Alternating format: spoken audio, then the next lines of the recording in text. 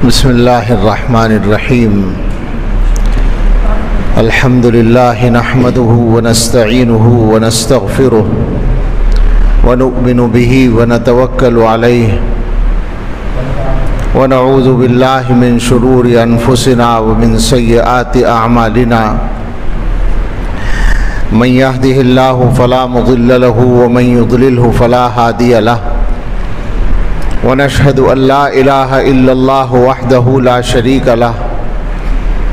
ونشهد أن سيدنا ونبينا ومولانا محمدا عبده ورسوله صلى الله تعالى عليه وعلى آله وأصحابه وبارك وسلم تسليما كثيرا. أما بعد فأعوذ بالله من الشيطان الرجيم. بسم الله الرحمن الرحيم. ووصى بها إبراهيم بنيه ويعقوب يا بني إن الله اصطفى لكم الدين فلا تموتن إلا وأنتم مسلمون. صدق الله العظيم.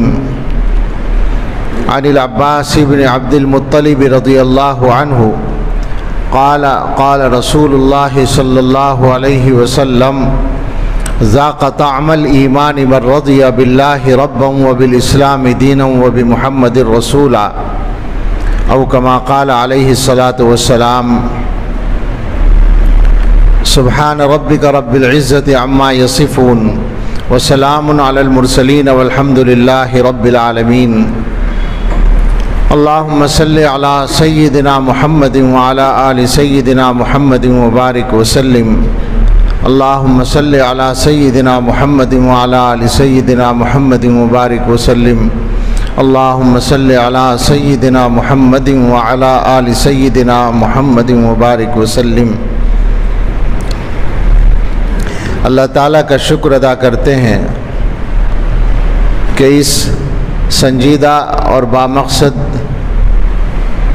مجلس میں حاضری کی توفیق ہوئی. اللہ رب العزت اس کو نافع بنائے اور یہ حضرات جو اس کے منتظم ہیں اور ایک بہت بڑا مکاتب کا نظام چلا رہے ہیں، اس کے لیے محنتیں کر رہے ہیں، اللہ تعالیٰ ان سب میں قبولیت و برکت عطا فرمائے. آپ نے کچھ دیر سے یہ پروگرام چل رہا ہے اور اس میں بیانات ہوئے ہیں. آخر میں جو بیان ہوا اس مسجد کے محترم امام حضرت مولانا مفتی فرقان صاحب مدظلہ کا، اس سے تھوڑا سا استفادہ کرنے کا مجھے بھی موقع ملا، اور اس کے علاوہ اور چیزیں آپ نے سنی ہوں گی. یہ موضوع اس زمانے میں اگر یوں کہا جائے کہ وقت کا سب سے اہم اور سب سے زیادہ قابل توجہ موضوع ہے تو غلط نہیں ہوگا. مسئلہ یہ ہے کہ اصل مسئلہ ہم سمجھ لیں. ہمارے زمانے میں مسلمانوں کے مسائل حل کرنے کے بارے میں بہت سی باتیں ہو رہی ہیں، اور ظاہر ہے کہ تاریخ کے جس قسم کے وقفے سے ہم گزر رہے ہیں، جس قسم کے حالات سے اس وقت مسلمان گزر رہے ہیں، اور مسلمان ہندوستان میں نہیں خالی بلکہ پوری دنیا میں، یہاں تک کہ ان ملکوں میں بھی جن میں مسلمانوں کی حکومت ہے، ان میں بھی مسلمان جس طرح کے حالات سے گزر رہے ہیں، تو اس میں مسائل کی تعیین کہ مسئلہ کیا ہے، پھر مسائل کا حل کہ اس مسئلے کو ہم حل کیسے کریں، اس کی باتیں ہونی ہیں اور ہوئی کرتی ہے، قدرتی بات ہے. اور اس میں الگ الگ اپنے اپنے انداز سے سوچنے والے سوچتے ہیں، بولنے والے بولتے ہیں، اور ہم ان میں سے کسی کو یہ نہیں کہہ سکتے کہ وہ صحیح آدمی نہیں ہے یا وہ مخلص نہیں ہے، لیکن اتنا کہنے کی ہمیں گنجائش ضرور ہے کہ اس کی رائے میں اگر کوئی غلطی ہے تو ہم بتائیں. ہماری بھی رائے غلط ہو سکتی ہے، ہم پر وحی نہیں آتی، لیکن قرآن و حدیث کی روشنی میں اور 1400 برس کی تاریخ کی روشنی میں جو کچھ ہم سمجھ سکتے ہیں وہ ہمیں کہنا چاہیے۔ تو ہو یہ رہا ہے، میں نے ایک جملہ کہا نا کہ مسئلہ کیا ہے یہ متعین کرنا، اس میں الگ الگ رائے ہیں اس زمانے میں، اور ظاہر ہے کہ کرنے کے کام تو بہت ہیں۔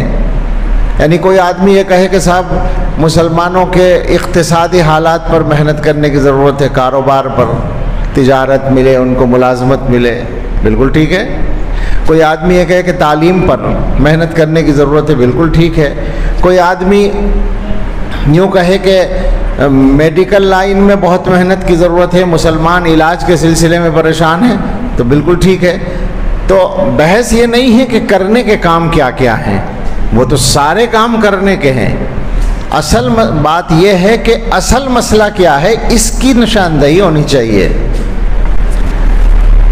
اب بحیثیت مسلمان کے جو مسلمان کا اصل مسئلہ ہو سکتا ہے وہ یہ ہم سمجھتے ہیں قرآن و حدیث کی روشنی میں اور رسول اکرم صلی اللہ تعالیٰ علیہ وسلم کی سیرت طیبہ کی روشنی میں اور حضرات صحابہ رضی اللہ تعالیٰ عنہم نے جو حضور علیہ الصلوۃ والسلام سے شریعت کے مزاج کو سیکھ کر آگے بڑھایا، اس کی روشنی میں ہم یہ کہہ سکتے ہیں کہ مسلمانوں کا اصل مسئلہ ایمان ہے، ایمان پر جینا اور ایمان پر مرنا، یہ اصل معاملہ ہے۔ اس کو آسان کریں تو ہم یہ دیکھتے ہیں کہ قرآن کریم میں اللہ تعالیٰ نے آخرت کے بارے میں بہت کچھ بتایا ہے۔ بحیثیت مسلمان ہم سب کا ایمان ہے کہ دنیا کی زندگی مختصر ہے، اصل زندگی آخرت کی ہے۔ جتنا اس پر غور کریں گے مسئلہ سمجھنا آسان ہو جائے گا، جتنا زیادہ غور کریں گے۔ اور حقیقت یہ ہے کہ مسلمان کو جب اللہ تعالیٰ کی توفیق سے کچھ محنت کرنے کا موقع ملتا ہے اس موضوع پر، تو یہ معاملہ اس کے لیے سمجھنا آسان سے آسان ہوتا چلا جاتا ہے۔ یوں تو ہر مسلمان کلمہ پڑھتا ہے اور ہر مسلمان یہ مانتا ہے کہ آخرت آئے گی، قیامت میں حساب دینا پڑے گا، جنت بھی ہے، دوزخ بھی ہے، لیکن واقع میں وہ اپنی زندگی میں اس عقیدے کو برتنے لگے، یہ آسان نہیں ہوتا۔ تو اس پر جتنا آدمی محنت کرے اور غور کرے تو پھر مسئلہ سمجھنا آسان ہے کہ زندگی، یہ والی زندگی چھوٹی سی زندگی ہے۔ اس زندگی کے جو تقاضے ہیں ان کو پورا کرنا ہے، ان پہ اللہ تعالیٰ نے کوئی پابندی نہیں لگائی۔ پیسہ کماؤ، گھر بناؤ، کھاؤ پیو، کپڑے بناؤ، شادی کرو، دنیا کے سارے کام کرو، وہ اپنی جگہ ہے۔ لیکن اللہ تعالیٰ نے یہ بتایا ہے کہ چونکہ اصل زندگی آخرت کی ہے تو آخرت کی زندگی کے نقصان کی قیمت پر دنیا کا فائدہ حاصل نہیں کرنا ہے، یا اس کو الٹ کر کہہ دیں کہ دنیا کے فائدے کے لیے آخرت کا نقصان نہیں کرنا ہے۔ یہ بالکل ایسا ہے جیسے، یعنی بہت مثال سمجھانے کے لیے ہے، 100% فٹ نہیں ہے، ہو ہی نہیں سکتی کوئی بھی مثال۔ ہم ٹرین میں سفر کرتے ہیں، ٹرین میں ہمیں 4 گھنٹے سفر کرنا ہے اور سفر کر کے جہاں پہنچنا ہے وہاں سال بھر رہنا ہے یا 2 سال رہنا ہے۔ اب ہمیں ٹرین میں جگہ نہیں ملی تو ہم نے کسی سے کہا بھئی ہمیں ٹرین میں سیٹ چاہیے۔ اس نے کہا کہ سیٹ تو مل جائے گی لیکن جہاں تم جا کر رہنے والے ہو وہاں کا کمرہ ختم ہو جائے گا، وہاں کی جو بکنگ ہے وہ کینسل ہو جائے گی۔ ہم نے کہا چلو کوئی حرج نہیں، دیکھا جائے گا جب وہاں پہنچیں گے، ابھی تو آرام مل جائے۔ تو ایمانداری سے بتائیں کہ ایسا فیصلہ کرنے والے آدمی کو کیا کہا جائے گا؟ اس سے بڑا بیوقوف کون ہوگا؟ اس سے کہا جائے گا کہ بھائی 4 گھنٹے کا سفر کرنا تیرے لیے مشکل ہو گیا اور وہاں کی پریشانی کے لیے تیار ہو گیا سال بھر کے لیے، 2 سال کے لیے۔ یہ مثال ایسی ہے، بات تو سمجھ میں آتی ہے اس سے، مگر یہ مثال نہیں ہے حقیقت میں، بلکہ ہلکا سا ایک تصور ہے۔ دنیا کی زندگی آخرت کی زندگی کے مقابلے میں اتنی بھی نہیں ہے جیسے 1 سیکنڈ لاکھوں برس کے مقابلے میں، اس لیے کہ وہ ختم ہونے والی نہیں ہے۔ تو اب سوچیں کہ کوئی آدمی یہاں کی زندگی کی آسانی کے لیے وہاں کا نقصان کرے تو کتنا بڑا بیوقوف ہوگا وہ۔ قرآن کریم میں باری تعالیٰ نے ایک چھوٹا سا ٹکڑا فرمایا، بلکہ آیتیں ہیں چھوٹی چھوٹی جو آپ جمعے کے دن سنتے ہیں۔ قیامت کا ذکر ہے اور اس میں یہ ہے وجوہ یومئذ خاشعہ عاملہ ناصبہ تصلی نارا حامیہ. قیامت کے دن کچھ چہرے ذلیل و خوار ہوں گے، اور وہ ایسا نہیں کہ کچھ کام کر کے نہ آئے ہوں، خوب کام کر کے آئے ہوں گے، تھکے ہوئے ہوں گے. یعنی دنیا کی زندگی میں انہوں نے ٹائم ضائع نہیں کیا ہوگا، بلکہ دنیا میں بہت کام کیا ہوگا. ہم نے مختلف وقتوں میں کچھ چیزیں پڑھی اخبارات میں، کئی وزرائے اعظم کے انٹرویو دیکھے بشمول آج کے وزیر اعظم کے. تقریباً سب نے بتایا کہ ہم 24 گھنٹے میں 4 گھنٹے آرام کرتے ہیں. یہ آج کل والے تو اپنے آپ کو بہت چست ظاہر کرتے ہیں، لیکن ایک وزیر اعظم گزرے ہیں جن کو اتنا چست نہیں سمجھا جاتا تھا، انہوں نے کہا تھا میں 4 گھنٹے سوتا ہوں 24 گھنٹے میں. اتنی محنت کرتے ہیں یہ لوگ. ایک کمپنی ہے جو آج کل ناکام سی ہو گئی ہے، تجارتی کمپنی، اس کے سربراہ نے انٹرویو میں بتایا تھا کہ جس زمانے میں ہم نے کمپنی کھڑی کی تو اس زمانے میں 72 گھنٹے جاگنا یہ بار بار ہوتا تھا. 72 گھنٹے کا مطلب ہوا 3 دن 3 رات مسلسل جاگنا، یہ بار بار ہوا. اور ایسا تو مہینوں تک ہوا کہ 24 گھنٹے میں صرف 2 گھنٹے آرام کیا، ایسا مہینوں تک ہوا.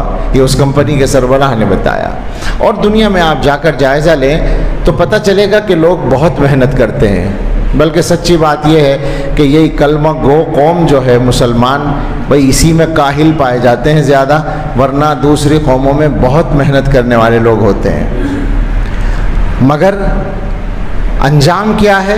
یہ ٹھیک ہے کہ کام بہت کیا، عاملۃ ناصبۃ، وہ چہرے وہ انسان جو ہیں کام کر کے آئے ہوں گے، تھک کر آئے ہوں گے، لیکن تصلی نارا حامیہ، جہنم میں جائیں گے.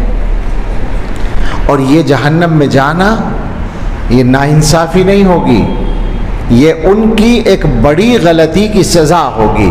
اور وہ غلطی بغاوت کی غلطی ہے. میں یہ جلدی بول رہا ہوں، ایک اعتراض کا جواب دے رہا ہوں. بہت سے لوگوں کے ذہن میں آتا ہے کہ میاں ساری زندگی ایک آدمی نے اچھے کام کیے، بس اتنا ہے کہ وہ مشرک تھا، تو اس کے کاموں کا کچھ تو صلہ ملنا چاہیے آخرت میں اس کو. اس کا میں نے جواب دیا کہ بغاوت کے بعد سارے کارنامے ختم ہو جاتے ہیں. شرک بغاوت ہے اللہ کے ہاں، اس کی سزا ہے یہ.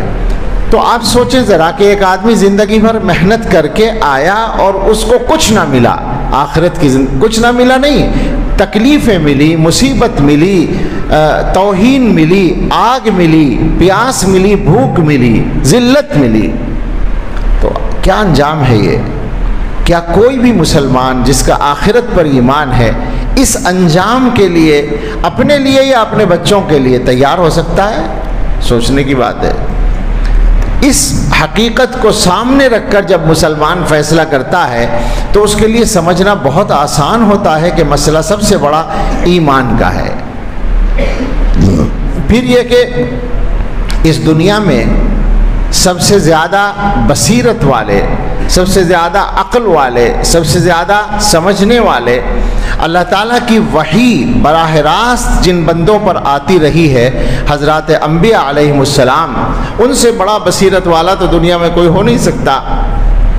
وہ اپنی اولادوں کے ایمان پر مرنے کی فکر کرتے تھے. جو آیت مشہور ہے میں نے بھی پڑھی ہے کہ ابراہیم علیہ السلام نے، یعقوب علیہ السلام نے اپنے اپنے وقتوں میں اپنے بچوں کو اس کی وصیت کی کہ مرنا ہے ایمان کی حالت میں، اسلام کی حالت میں، اور کسی حالت میں نہیں مرنا ہے. اور یہاں چھوٹی سی بات یہ بھی سن لیں، نوجوان سوچتے ہیں کہ مرنا تو ہمارے اختیار میں نہیں ہے. جواب یہ ہے کہ یہ جو کہا جاتا ہے کہ مرنا ایمان کی حالت میں، اس کا اصل مطلب ہوتا ہے جینا ایمان کی حالت میں. جب ایمان کی حالت میں جئیں گے تو انشاءاللہ مریں گے بھی ایمان کی حالت میں. زندگی اصل ہے. اور حدیث میں یہ مضمون آیا ہے تحشرون کما تموتون. ذرا اس کی آواز کم کر دیں، سمجھنے میں لوگوں کو ہوتی ہے. تحشرون کما تموتون وتموتون کما تحیون. تمہیں قیامت میں اس حالت میں اٹھایا جائے گا جس حالت میں مرو گے، اور موت اس حالت میں آئے گی جس حالت میں زندہ رہو گے. تو اصل زندگی ہے. مقصد یہ ہے کہ زندہ رہو ایمان کی حالت میں۔ یہ حضرات انبیاء کی فکر اپنی امت کے ساتھ ساتھ اپنی اولاد کے لیے تھی۔ ظاہر ہے کہ اولاد کے لیے تو نبی ہو یا غیر نبی خیر خواہی کی بات سوچ سکتا ہے، اس کے علاوہ نہیں سوچ سکتا۔ اور اس کے بعد حضرات انبیاء کے بعد اس دنیا کی تاریخ میں کم سے کم مسلمانوں کی نظر میں، اور کوئی آدمی انصاف سے اگر مطالعہ کرے تو سب کی نظر میں سب سے زیادہ صحیح رائے والی، سب سے زیادہ دور اندیشی والی جو جماعت ہے، جو گویا قوم ہے، وہ حضرات صحابہ رضی اللہ تعالیٰ عنہ ہیں۔ آپ اگر حضرات صحابہ کی زندگیوں کا مطالعہ کریں، ہم لوگ تو صحابہ کے گویا سلسلے میں ایک ان کے احترام اور تقدس کے ساتھ کچھ بات کر لیتے ہیں، لیکن ان کی زندگیوں میں جو تفصیلات ہیں ان کو نہیں پڑھتے ہیں۔ ان سے پتہ چلے گا کہ وہ بڑے دور اندیش لوگ تھے، بڑے وہ تو حضرت ابن مسعود نے بیان بھی کیا ہے، گہرے علم والے تھے، سب سے کم تکلف والے تھے، دین میں سب سے بڑھ کر تھے۔ دور اندیشی اور اصابت رائے میں اور سمجھداری میں اور گہری سوچ میں حضرات صحابہ کا کوئی جواب نہیں ہے۔ اور ان صحابہ کے درمیان جو جانشین رسول اللہ صلی اللہ علیہ وسلم ہیں، حضرت ابو بکر صدیق رضی اللہ تعالیٰ عنہ، ان کا کون جواب ہو سکتا ہے؟ انہوں نے یہی مسئلہ سب سے بڑا مسئلہ مانا۔ میں اسی پر بات کر رہا ہوں کہ مسلمانوں کا اصل مسئلہ کیا ہے۔ آپ سوچیں ذرا کہ جس وقت رسول اللہ صلی اللہ علیہ وسلم کی وفات ہوئی ہے اور صدیق اکبر خلیفہ بنے ہیں تو کیا ہوا ہے کہ انہوں نے اسلام سے پھرنے والے، یعنی جو لوگ ایمان سے الگ ہو گئے، مرتد ہو گئے، ان سے بھی، اور شریعت کے ایک حصے پر عمل سے انکار کرنے والے، زکوٰۃ کے مسئلے سے، ان سے بھی، دونوں سے جہاد کرنے کو پہلا کام سمجھا اپنا۔ اور آپ کو معلوم ہے کہ اس کے لیے انہوں نے لشکر بھیجے، اور حضرت عمر فاروق رضی اللہ تعالیٰ عنہ نے ان کو نرمی کا مشورہ دیا مصلحت کے تحت۔ انہوں نے کہا کہ مدینہ جو مرکز ہے، جو گویا دارالحکومت ہے، مرکز کا لفظ میں نے بدل دیا کیونکہ بہت سے لوگ سمجھیں گے کہ شاید تبلیغ کا مرکز ہے، تو دارالحکومت یعنی اسلام کا مرکز وہ کمزور ہو جائے گا اگر وہاں سے بہت سارے لوگ چلے جائیں گے لشکروں میں۔ تو صدیق اکبر رضی اللہ تعالیٰ عنہ نے ان کو فرمایا تھا کہ زمانے جاہلیت میں بڑے سخت تھے، اب نرم ہو گئے ہو۔ اور اس کے بعد وہ جملہ فرمایا تھا جو ساری امت کے دینی خدام کے لیے زندگی کا عنوان ہے، اَيُنْقَصُ الدِّينُ وَأَنَا حَيٌّ، کیا میری زندگی میں دین میں کمی کر دی جائے گی؟ میں زندہ ہوں اور دین میں کمی کر دی جائے، یہ کیسے ہو سکتا ہے؟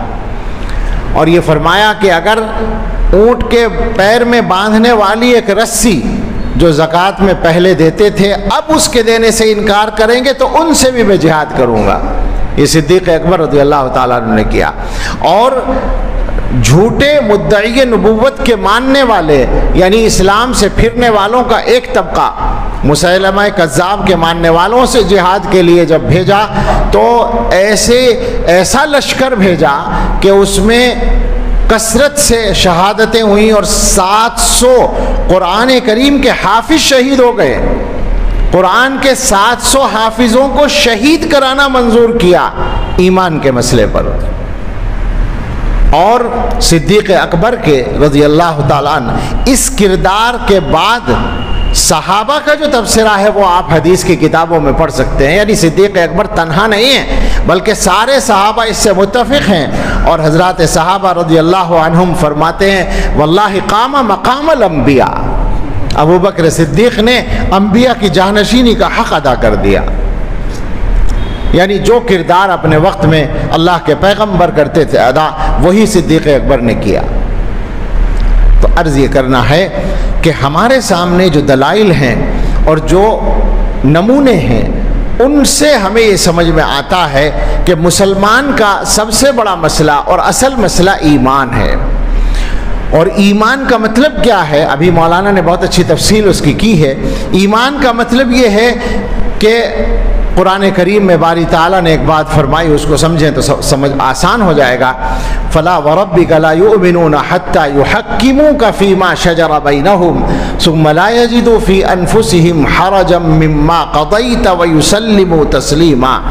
قسم آپ کے رب کی، یہ ایمان والے نہیں ہو سکتے جب تک کہ اپنے آپس کے اختلافات میں آپ کو فیصل نہ بنائیں، آپ سے فیصلہ نہ کرائیں، اور اس کے بعد جو فیصلہ آپ کریں اس فیصلے کے بارے میں اپنے دل کے اندر کوئی تنگی محسوس نہ کریں، پورے طور پر سر تسلیم خم نہ کریں، اس وقت تک ایمان والے نہیں ہو سکتے۔ یعنی گویا کہ مسلمان کے لیے مومن ہونے کا یہ معیار ہے کہ وہ اسلام کے احکام کے سامنے سپر ڈال دے، چاہے اس کی خواہشات کے کتنا بھی خلاف ہو۔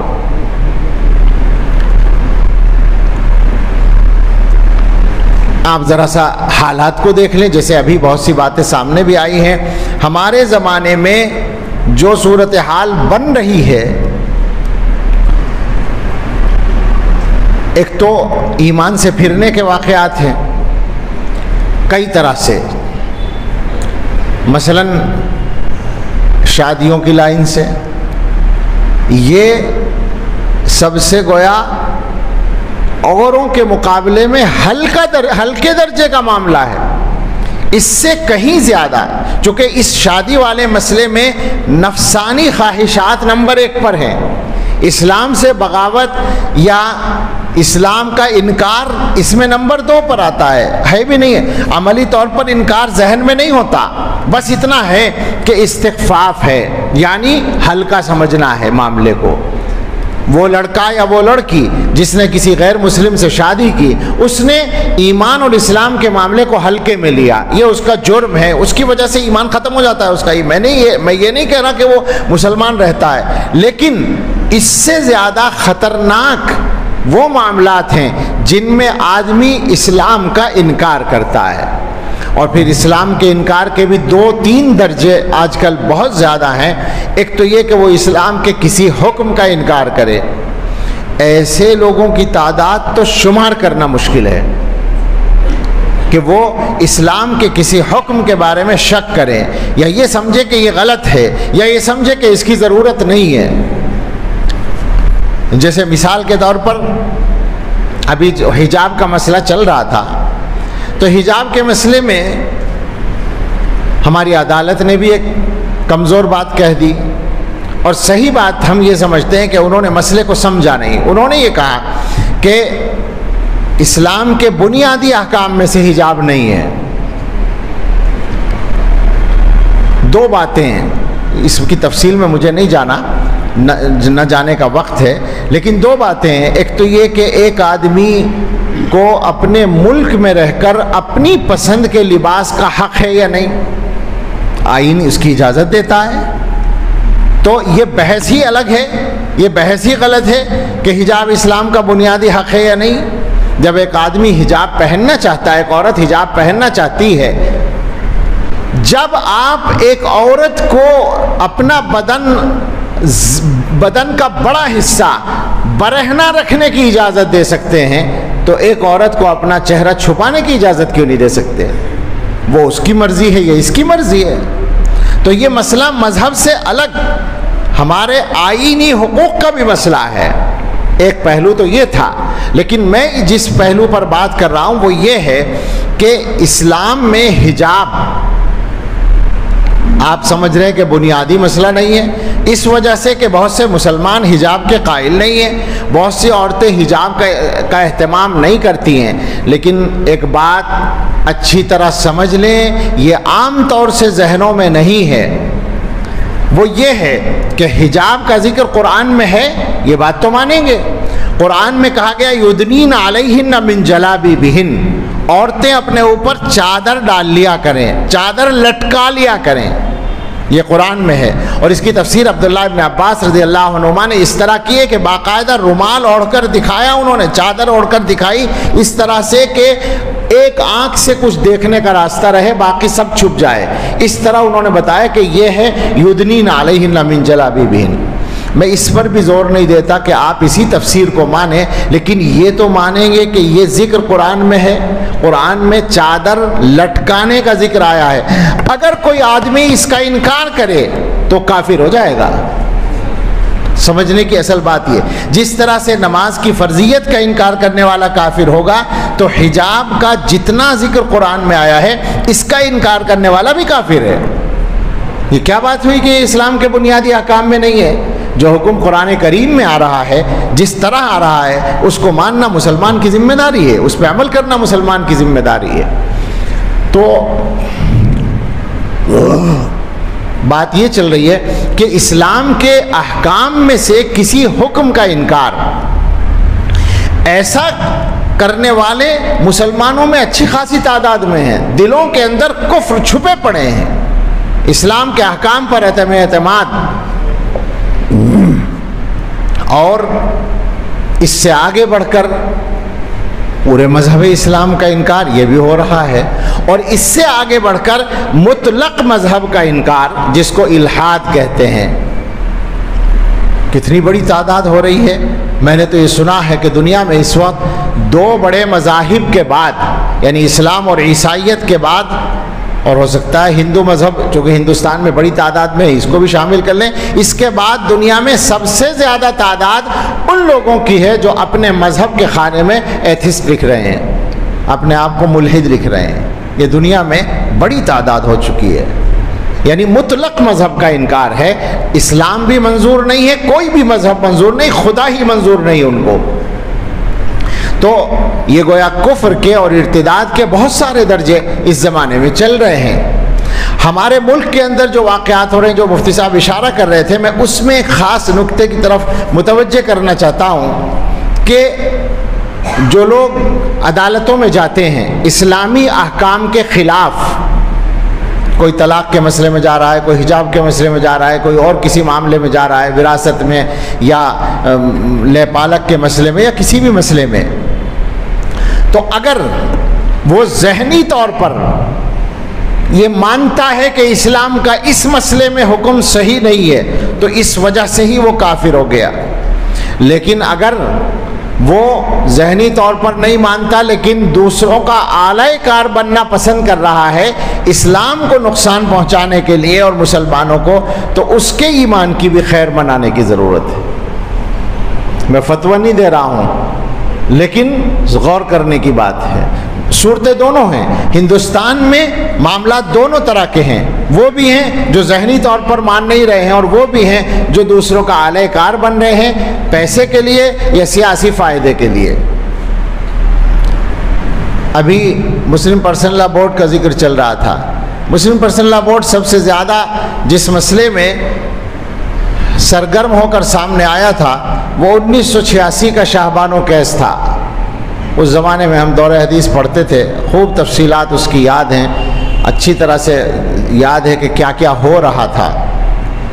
اور اس میں پارلیمنٹ سے باہر حضرت مولانا علی میاں نور اللہ مرقدہ، حضرت مولانا منت اللہ رحمانی رحمۃ اللہ علیہ، یہ دونوں حضرات پرسنل لا بورڈ کے ذمہ دار تھے اور ان کے تمام رفقا محنت کر رہے تھے۔ پارلیمنٹ کے اندر فدائے ملت حضرت مولانا اسد مدنی رحمۃ اللہ علیہ موجود تھے۔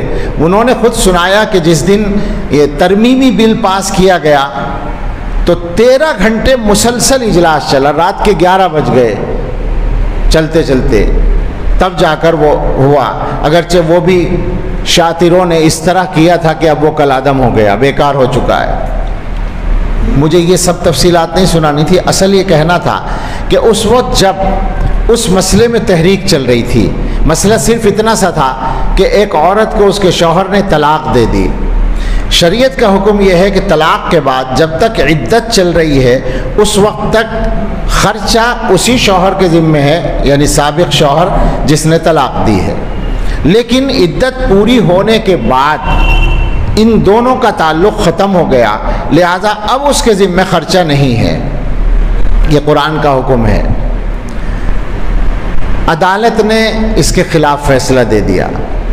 یہاں مشکل یہ ہے کہ بات اگر ساری نہ کہو تو بہت سے اپنے ہی ذہن جو ہے خراب ہو جاتے ہیں، سمجھانا ضروری ہوتا ہے۔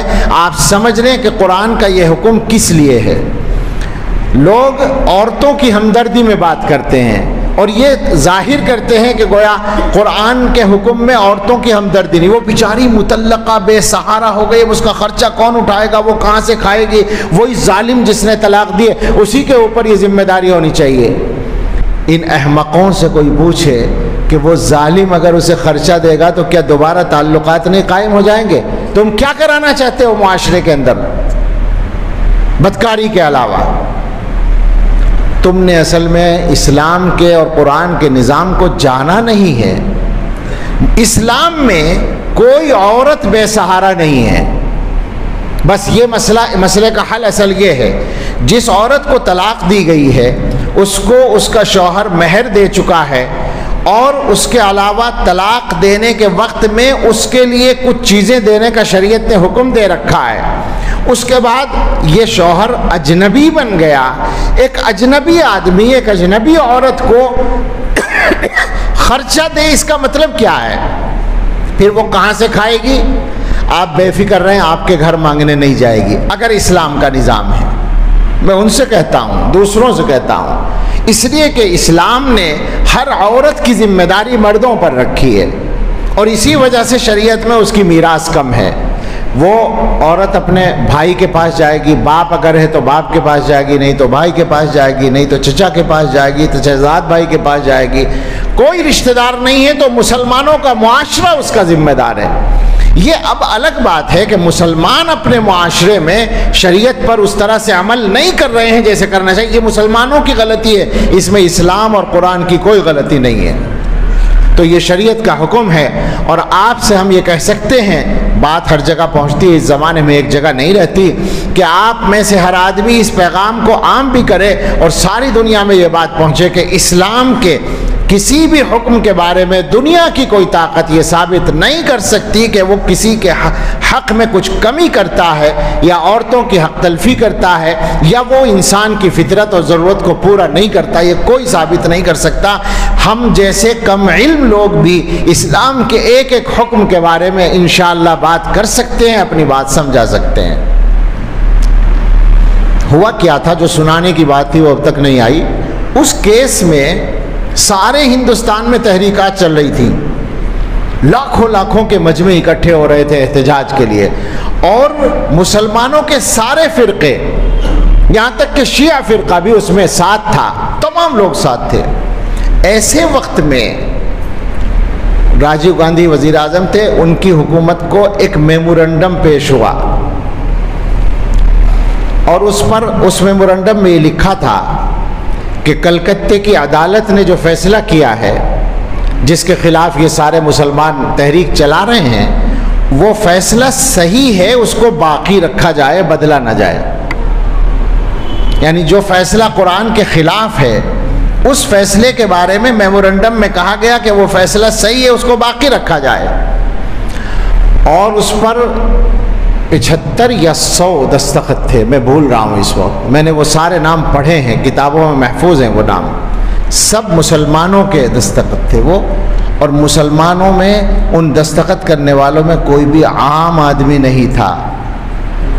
فلاں یونیورسٹی کے سابق وائس چانسلر، فلاں صوبے کے سابق گورنر، فلاں ممبر پارلیمنٹ، فلاں لیڈر، فلاں قائد، فلاں وکیل، فلاں انجینئر، وہ ایسے ایسے نام تھے جن کو مسلمان اپنا کریم سمجھتے ہیں، وہ لکھے ہوئے ہیں، ظاہر ہے جلسوں میں بیان کرنے کا نہیں ہے وہ کہ نام بیان کیے جائیں، لیکن ہمیں یہ عرض کرنا ہے کہ وہ طبقہ، مسلمانوں کے وہ 100 آدمی ہندوستان کے جو گویا مسلمانوں کے اعلیٰ تعلیم یافتہ طبقے کا بھی خلاصہ تھے، انہوں نے گویا قرآن کے حکم کے خلاف فیصلے کو صحیح قرار دیا تھا اور حکومت سے اپیل کی تھی کہ باقی رکھا جائے۔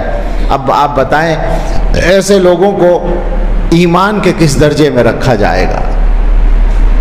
تو مسئلہ اصل ہے شریعت اسلامی پر مکمل یقین کا، اور ہمارے زمانے میں اس سلسلے میں حالات زیادہ نازک بن گئے ہیں۔ ایک چیز یہ ہے کہ پہلے ہی سے تھا، ظاہر ہے کہ دشمنان اسلام جو کچھ کرتے ہیں وہ نیا کام نہیں ہے، پہلے دن سے چل رہا ہے۔ ہم تو آسانی سے بتا سکتے ہیں اور ہر بچہ اس کو سمجھ سکتا ہے کہ جب حضرت محمد الرسول اللہ صلی اللہ تعالیٰ علیہ وسلم پر پہلی بار یہ حکم نازل ہوا کہ اپنے قبیلے کے لوگوں تک اسلام کو پہنچائیے، وَأَنذِرْ عَشِيرَتَكَ الْأَقْرَبِينَ، تو آپ نے قریش اپنے قبیلے کے لوگوں کو جمع کیا تھا، بنو ہاشم کو، صفا کی پہاڑی کے پاس۔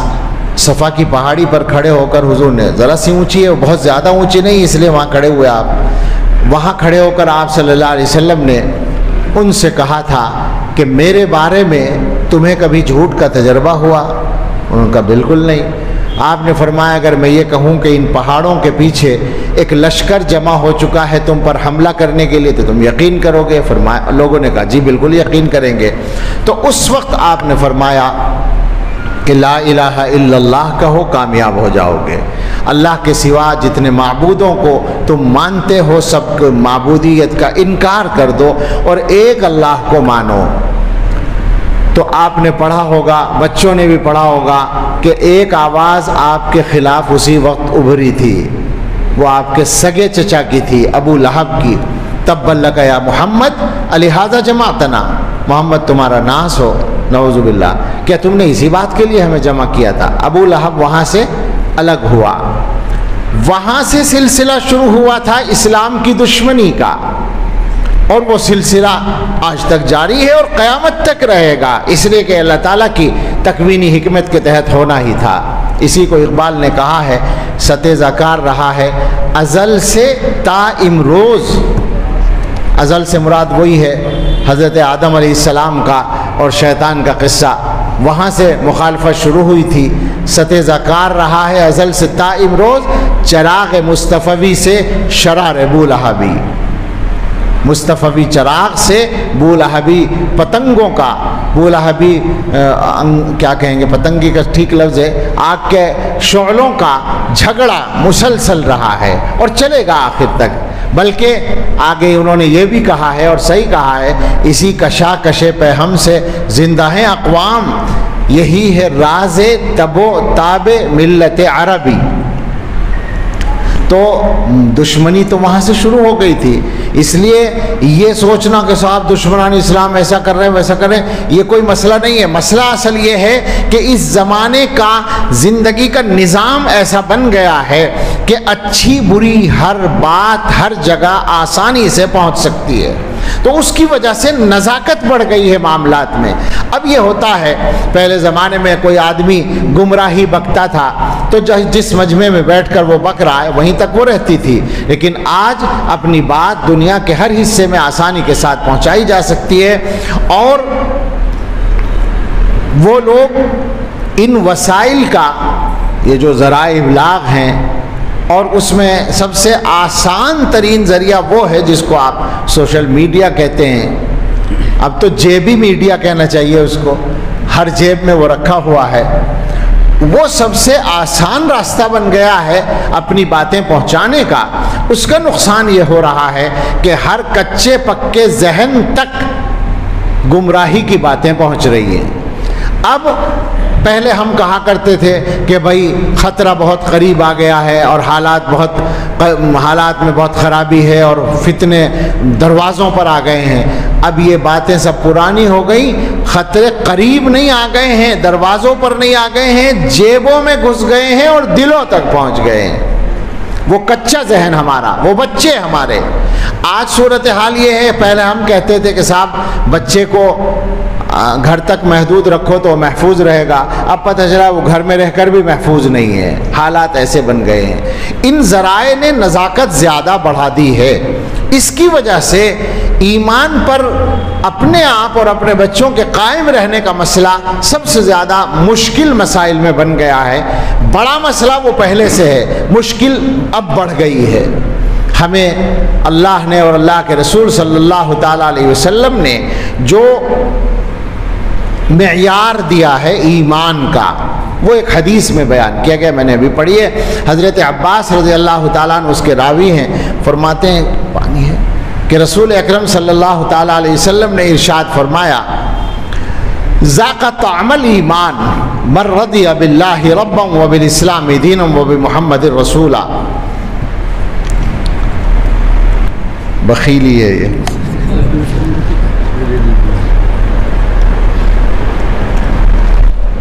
گرمی کے موسم میں پانی کا نصاب زیادہ ہوتا ہے، وہ سردی والا نصاب تھا۔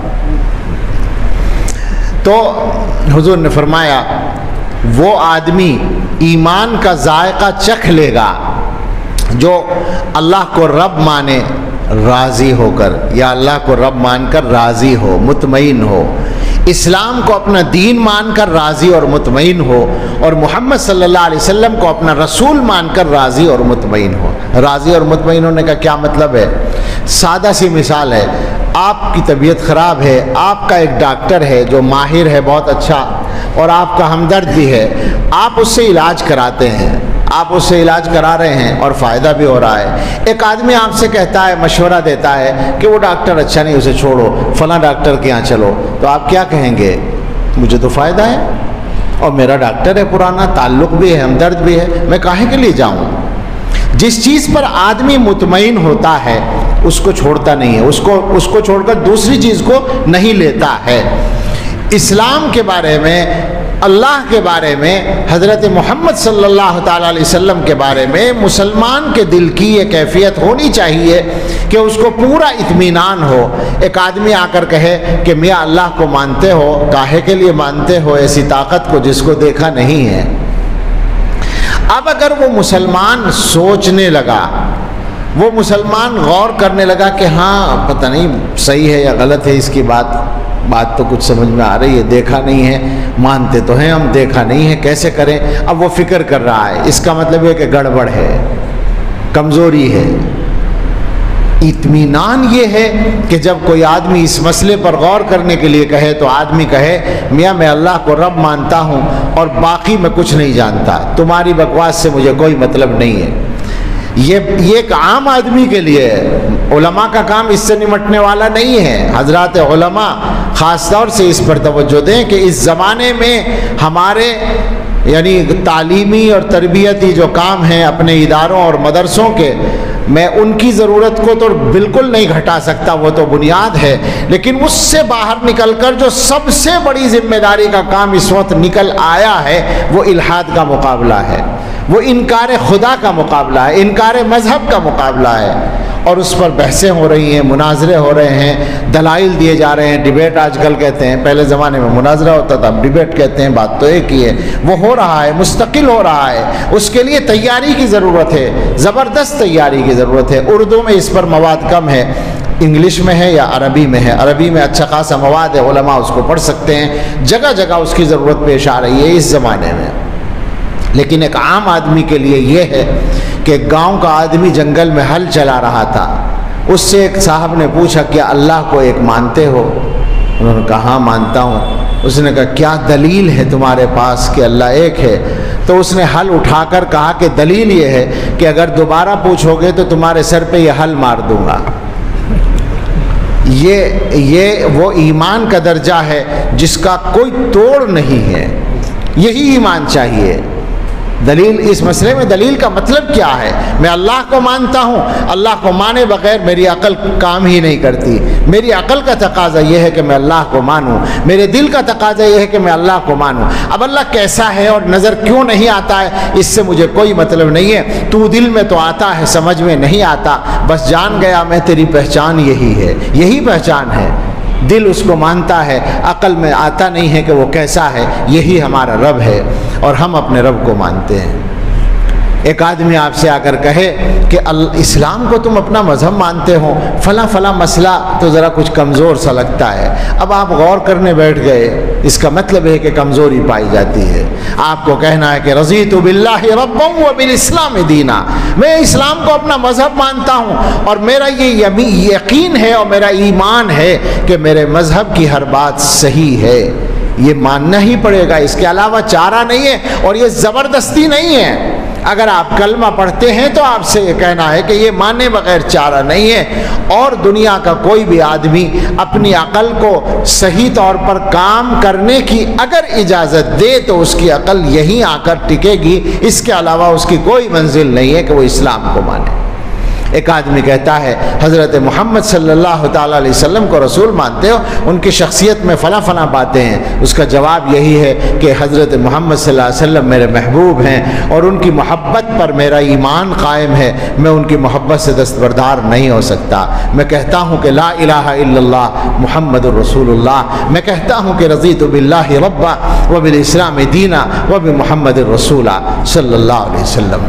رسول اللہ صلی اللہ علیہ وسلم نے بتایا یہ ایمان کا وہ درجہ ہے کہ جس کو یہ مل جائے اس کو ایمان کا ذائقہ مل جائے گا، اور یہ ذائقہ آپ جانتے ہیں کہ جو آدمی ذائقہ چکھ لیتا ہے، اس سے دو باتیں سمجھ میں آتی ہیں، ایک تو یہ کہ ایمان کا کوئی ذائقہ ہوتا ہے ضرور، اور پھر چکھ لیتا ہے جب آدمی ذائقے کو تو اس کو دھوکہ نہیں دیا جا سکتا۔ آپ نے چائے پی، میٹھی لگی، ایک آدمی کہتا ہے کہ چائے پھیکی ہے، آپ کیا کہیں گے؟ میں نے چکھی ہے، آپ نے تو نہیں پی ہے، میں نے ابھی پی ہے، میٹھی ہے۔ چکھنے کے بعد دھوکہ نہیں دیا جا سکتا۔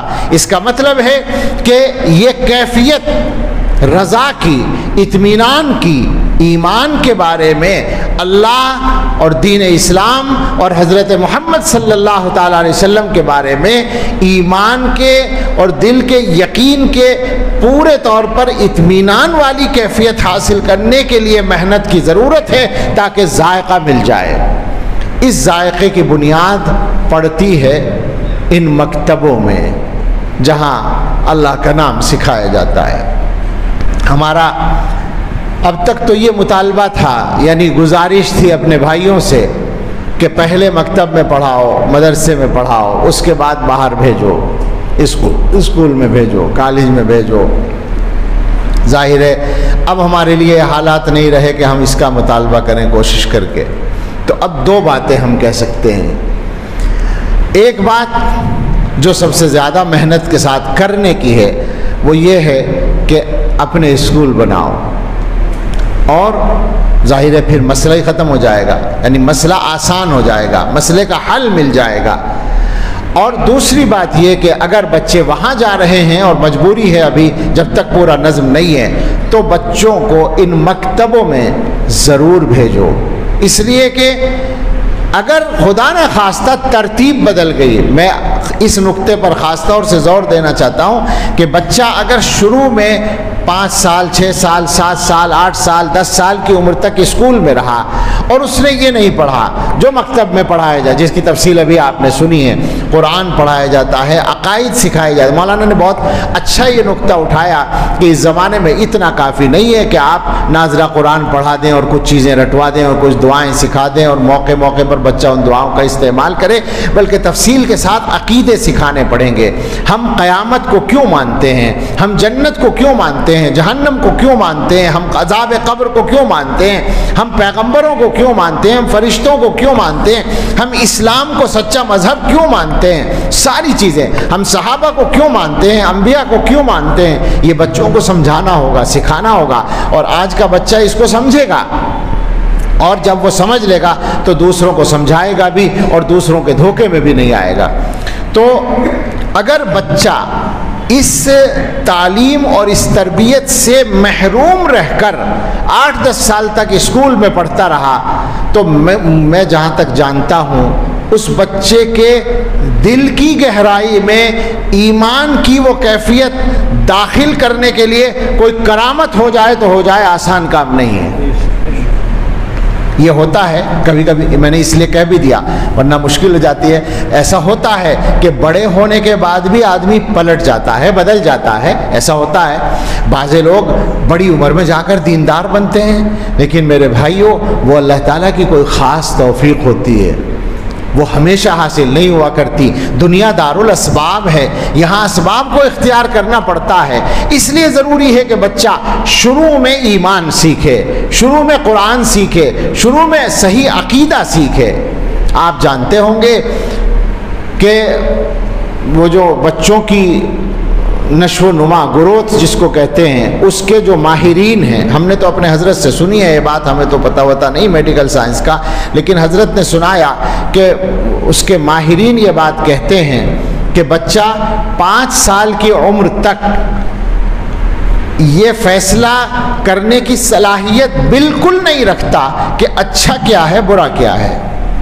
یعنی یہ ڈاکٹروں کی بات ہے کہ 5 سال کی عمر تک یہ والا خانہ اس کے یہاں ہوتا ہی نہیں کہ اچھائی برائی کا وہ فیصلہ کر سکے، بلکہ اس کے سامنے جو چیز آتی ہے وہ اس کو اچھا سمجھتا ہے، جو کچھ وہ دیکھتا ہے تو سمجھتا ہے کہ یہ ٹھیک ہے. اب وہ اپنی طبیعت سے جانتا ہی نہیں ہے کہ یہ ٹھیک ہے یا غلط ہے. 5 سال کی عمر کے بعد اس کے دماغ میں یہ چیز بننی شروع ہوتی ہے کہ وہ فیصلہ کرے کہ اچھا کیا ہے برا کیا ہے، اور یہ 7 سال کی عمر تک تیزی سے بڑھتی ہے.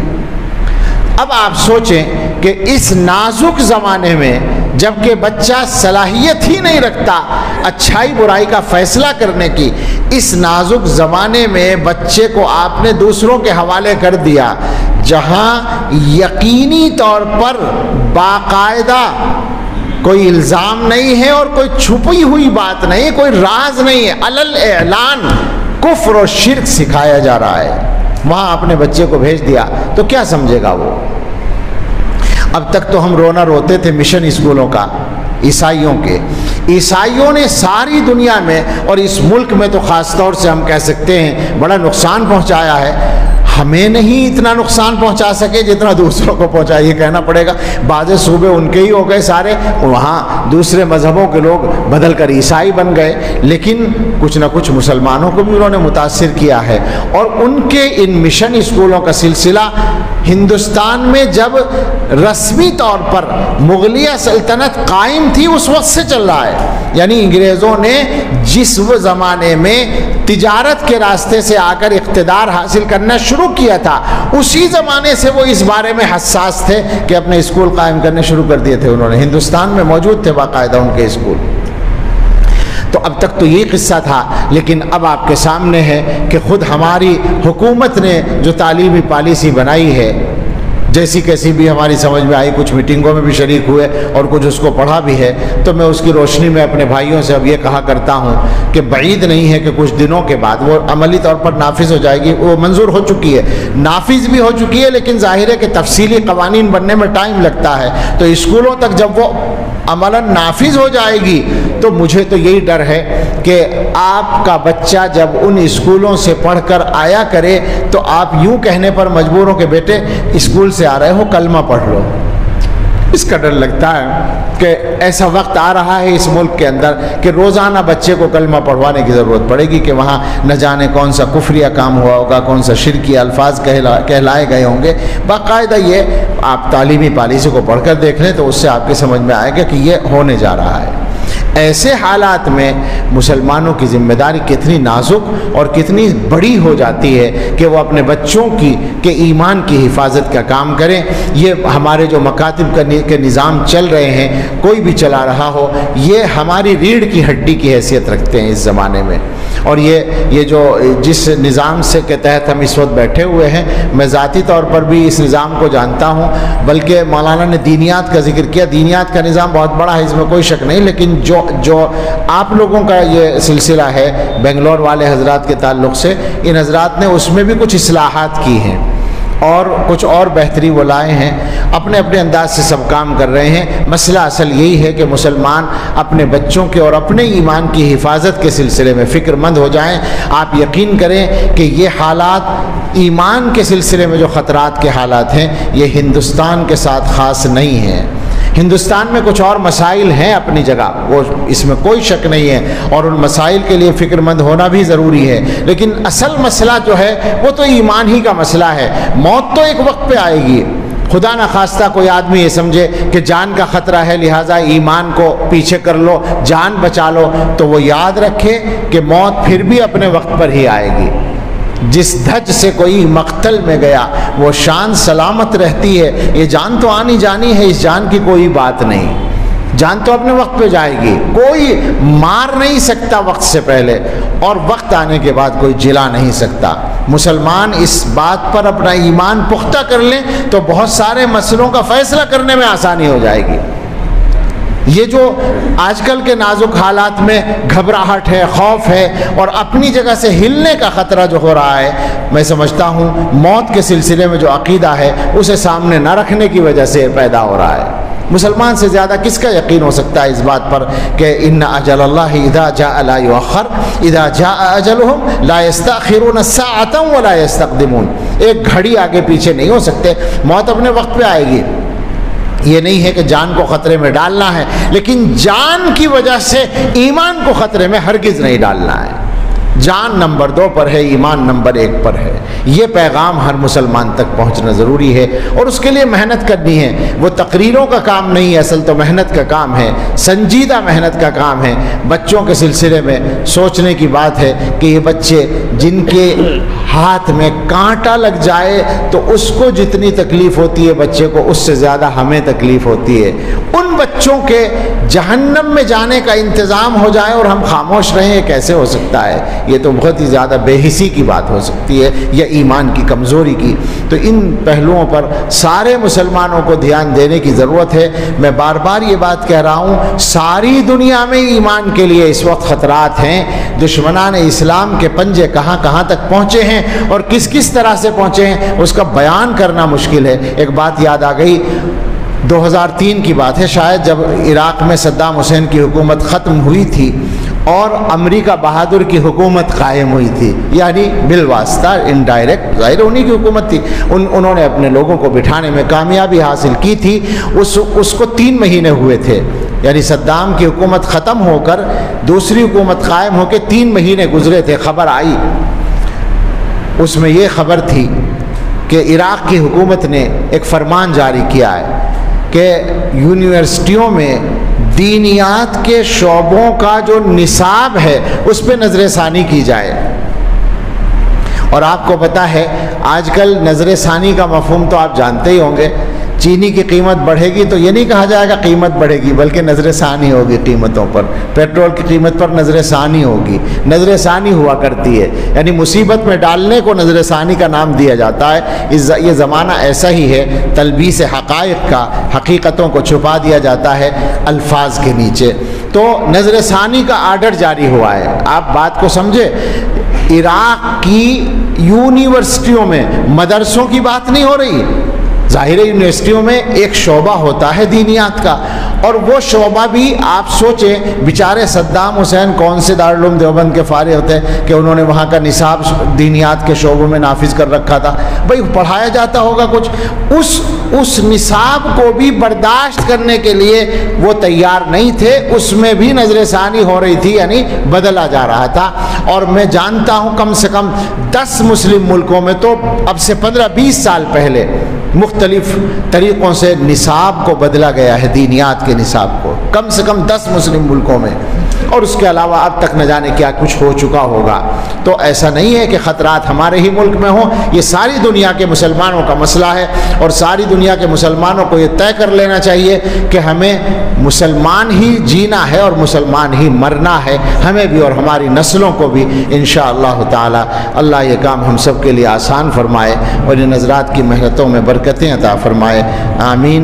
وآخر دعوانا ان الحمد للہ رب العالمین والصلاة والسلام علی سیدنا محمد وآلہ واصحابہ اجمعین۔ یا رب لک الحمد کما ینبغی لجلال وجہک وعظیم سلطانک۔ اللہم لک الحمد بالایمان ولک الحمد بالقرآن ولک الحمد بالاہل والمال۔ اللہم لک الحمد بما ہدیتنا ولک الحمد بما سترتنا، انت اہل التقوی واہل المغفرہ۔ اللہم لا نحصی ثناء علیک انت کما اثنیت علی نفسک۔ اللہم لک الحمد کالذی تقول وخیرا مما نقول۔ ربنا آتنا فی الدنیا حسنة وفی الآخرة حسنة وقنا عذاب النار۔ ربنا لا تزغ قلوبنا بعد إذ هديتنا وهب لنا من لدنك رحمة إنك أنت الوهاب۔ ربنا هب لنا من أزواجنا وذرياتنا قرة أعين واجعلنا للمتقين إماما۔ اللهم إنا نسألك الثبات في الأمر ونسألك عزيمة الرشد ونسألك الغنى عن الناس ولا حول ولا قوة إلا بالله. اللهم إنا نسألك الفوز في القضاء ونزل الشهداء وعيش السعداء ومرافقة الأنبياء والنصر على الأعداء إنك سميع الدعاء. اللهم إنا نعوذ بك من جهد البلاء ودرك الشقاء وسوء القضاء وشماتة الأعداء. اللهم إنا نجعلك في نحورهم ونعوذ بك من شرورهم. اے اللہ ہم آپ کے کچھ بندے یہاں مسجد میں جمع ہوئے، اے اللہ یہ جمع ہونا ایمان کے لیے تھا. اللہ ہمارا کوئی احسان نہیں ایمان یا اسلام پر یا دین پر یا آپ پر. اے اللہ ہم تو یہ اقرار کرنے کے لیے جمع ہوئے ہیں کہ آپ نے احسان فرمایا، آپ نے کرم فرمایا کہ ہمیں ایمان عطا کیا.